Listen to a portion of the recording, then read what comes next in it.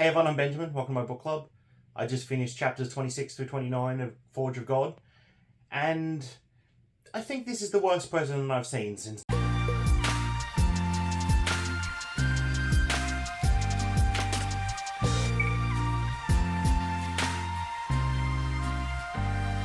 Okay, wow, this was a very President Crockerman-centered series of chapters, wasn't it? And I really enjoyed these ones, actually. I didn't know where they were going to go. I didn't know how off the rails the president was going to get. So let's kind of get right into it. Right off the bat, we learn that President Crockerman is beginning to distance himself from his advisors and his national security advisor and his chief of staff. And it's beginning to worry them all. The only person that seems to be able to see him is a religious leader that he met on the campaign trail many years ago, called Ormandy. And he seems to be feeding into the president's idea that this is God's punishment. And it seems like the president's given up. It seems like he's on the track to say, well, there's nothing we can do about it, so we should just give up and go into our apocalypse peacefully and with dignity and bravery. And obviously all the scientists and all the advisors are terrified of this. Like, you can't have the president giving up in the face of a crisis. But that's where we are. Even the First Lady talks to Trevor Hicks about how she's worried that her husband has changed. He's not really talking to her about things anymore. And when he does, he's talking about punishments and God's justice. And even she's having trouble talking to him. It seems to be only Ormandy that can talk to this man. And the president, however, does promise that he's not going to announce anything. He's not going to give a speech until after the inauguration. The election happens in this series of chapters. It's very uneventful. He wins in a landslide, as was expected, apparently, by the polls. And he agrees he's not going to say anything until the inauguration, which should be in January, right? So it should be, 2-ish months away. Ormandy, the religious guy, also talks to Hicks a few days later and begins asking him questions, because it seems like he was convinced that the aliens were angels and that this was the apocalypse promised in the book of Revelations. But now he's asking questions like, could it be angels? Is there a way that they could destroy the earth from the Holy Land? Because now he's worried that, this actually doesn't seem like the work of God. It's too cold, mechanical, and calculating. And he's worried that actually this might be demons and the work of Satan, and that he's counseled the president incorrectly. Trevor Hicks begs him to talk to the president, see if he can convince him to turn back from this path that he's on. And even Ormandy says that he doesn't think he's got the ear of the president anymore. Seems the president has made up his mind and is sticking to it. We also found out from some satellite imaging that there's a new mountain formation in Mongolia, hinting that the Russians or the Mongolians or perhaps the Chinese might be having contact with an alien craft of their own and are just not saying anything, which wouldn't be surprising that they'd keep it secret. So that's really interesting, and I can't wait to find out more about that. Meanwhile, we learn that there's 2 large icy objects in space coming from sort of the area where Europa disappeared. So this might actually be bits of Europa, which is very exciting. And they're on impact courses with Venus and Mars. Mars first and then Venus a few months later. And no one seems to know what could have caused it to break up. No one seems to know why they're being shot at Venus and Mars. If I had to guess, it might be some alien terraforming thing. But I'm really not sure. We don't have enough information on that yet. But while we're learning about this, the president breaks his word. He promised everyone that they had 2 months before he'd announce things. But it's several days after the election. The inauguration's months away. It's November 10th. And here he is giving a speech. Many of his top advisors have resigned in response to this speech. One of them even laments that he's not even giving the speech that he showed them. He's going off script even. And this speech is what he was kind of going on about. He's telling the American people about the alien in Death Valley. He's telling them that it told him that the world was going to end and that these aliens had killed the worlds before. And he's telling the American people that there's nothing they can do about it. that they just have to accept it and pray for their souls and march bravely into the apocalypse like good Americans. That, no panic is necessary. We can't fight this, so there's no point in trying. So we're just going to stand up, bravely face the death of the world, and pray for our immortal souls, because this is all part of God's plan. He says that God has found them wanting and has decided to wipe the slate clean. And we don't see a lot of the effect of this yet. We see quite a few people not believing it. We see a lot of people thinking the president's just kind of gone crazy. We see a lot of people start showing up at Death Valley trying to get a glimpse of things. But as of yet, we don't have a lot of the backlash from this.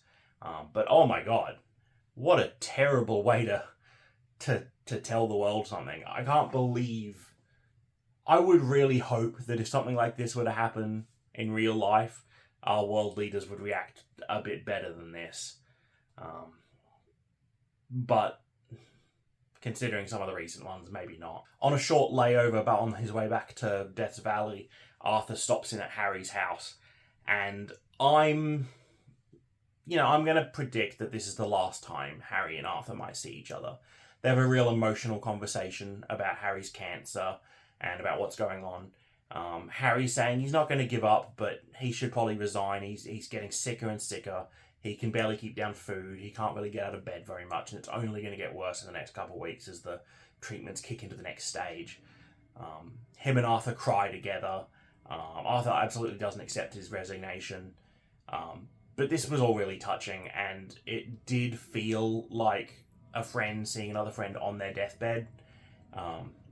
So I'm hoping I'm wrong, but I think this will be the last time Arthur and Harry see each other. And I really like the kind of comparison between Harry fighting his cancer and the idea of Earth fighting the aliens, whereas Harry's determined to keep fighting but resigned to know that it's a long shot.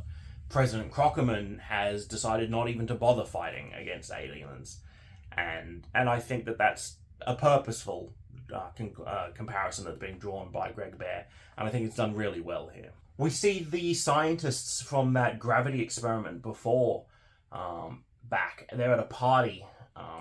They seem unconcerned with the president's speech. A lot of people at the party do. But they meet up with a geologist friend who has been working for an oil company in China using seismic readings to determine where oil spills might be. And this geologist says he's got some very interesting readings that can't be explained that seem to indicate something impacting the Earth's crust around the area where our scientists saw that meteor land. They start comparing their notes and their findings, and they do some very quick back-of-the-napkin math and come to the determination that the thing that kind of makes sense here is a black hole has been dropped onto the planet and is now burrowing its way towards Earth's core, which is insane. They are a bit blasé about this. Again, I can't believe that... I mean, even if you don't believe this, the president's just announced that aliens are destroying the world, and you're like, well, the math makes sense that the black hole is in the ocean. You should probably be calling people, right?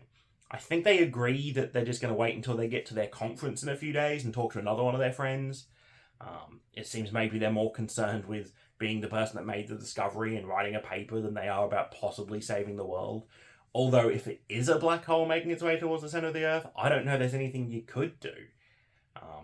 They draw up some math that shows that, the next indication that their theory is correct will be some seismic and ocean disturbances on the other side of the planet, kind of in a direct line as the black hole makes its way through and then starts bouncing back and forth until it comes to rest in the center of the planet, which would probably eat the Earth and kill everybody. And finally, we have sort of the advisors and Arthur and Hicks's response to the president's events. They talk about using sort of a grassroots media-based movement to get the American people on the side of fighting the aliens.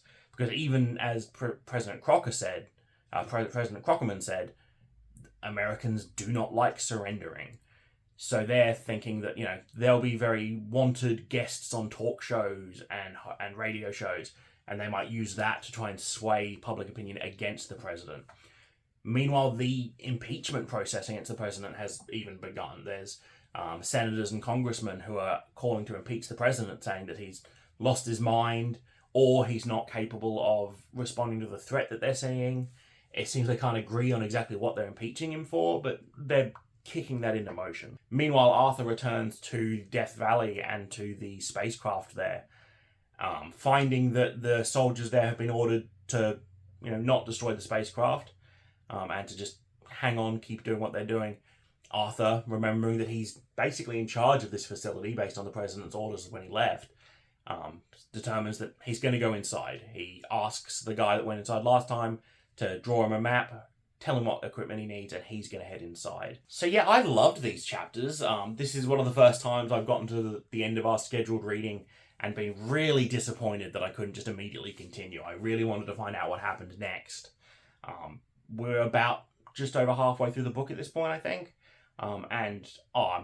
It's really kicked into the next gear at this point. As far as predictions go, Arthur's obviously going to go into the spacecraft. I'm predicting that it's not going to be empty this time. When we went in last time, the only thing that was there was a little red light. I think Arthur's going to go inside and find something different. I don't know if he's going to find more of these manufactured aliens like the guest, or some machinery beginning to spin up and work, but I think Arthur will find something.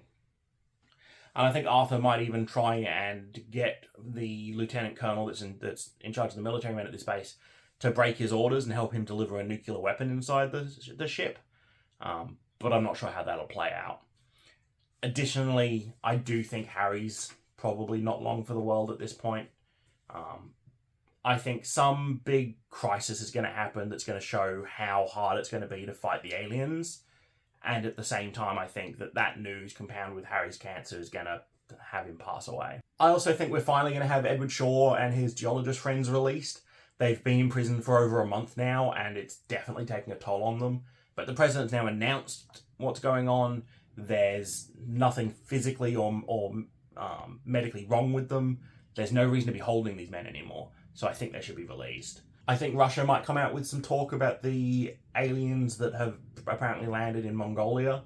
I think that could be really interesting. Maybe they don't even know they're there yet, but I think it would be really interesting to find out what their story they're being told. I feel like if my theory that the stories are tailored to the nations they're landing in, it might be kind of a very anti-capitalist, anti-rest of the world sort of, we're coming to talk to you because we know you guys are the good ones and everyone else is going to mess this up sort of story that the Russians might be being told. And I think the impeachment process is going to continue. I think that's a really interesting part of the story that's going to just keep going for now. So for our next chapters, we're going to read from chapter 30 all the way through chapter 38, which is going to, in this copy, take us up to page 188, which is 33 pages, which is more than doable in a week, I think, for, all of us. I'm really excited at this point. I'd love to hear in the comments what you guys think so far, if anyone's reading along with me, if anyone's read it before, what people think of President Crockerman. I think he's gone nuts, to be fair, and I can't wait to find out what happens with him. Things are looking bleaker. Things are looking less imminently winnable, especially with a black hole. So if you want to get caught up on the series so far, the playlist is up here. I'd love if you could leave a like, and if you like this sort of content, please subscribe. And remember to keep reading.